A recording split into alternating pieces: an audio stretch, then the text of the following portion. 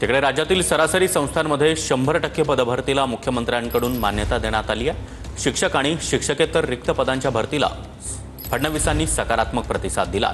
अभियांत्रिकी शासन अनुदानित संस्थांमध्ये देखील 100% पदभरती होणार आहे। तर अकृषी सार्वजनिक विद्यापीठ अशासकीय महाविद्यालयातील शिक्षक आणि शिक्षकेतर रिक्त पदे भरली जाणार आहेत।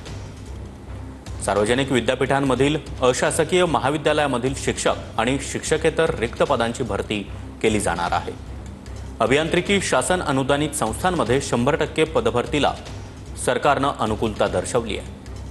तंत्रज्ञान विद्यापीठ पूर्ण क्षमतेनं सुरू ठेवणं गरजेचं असल्याचं मुख्यमंत्री फडणवीसांनी म्हटलंय। लक्ष्मीनारायण अभिनव तंत्रज्ञान विद्यापीठामध्ये 105 अध्यापकीय पदं, 1 शिक्षक समकक्ष पदाला मंजुरी देण्यात आली आहे। 788 अध्यापकीय पदं, 2242 इतर शिक्षकेतर पदं भरण्यात मान्यता देण्यात आली आहे। राज्यातील इतर शासन अनुदानित संस्थांमध्ये देखील 100% पदभरतीला सरकारनं मान्यता दिली आहे। ग्रंथालय अनुदानामध्ये 40% वाढ करण्याच्या प्रस्तावाला देखील फडणवीसांनी मान्यता दिली आहे।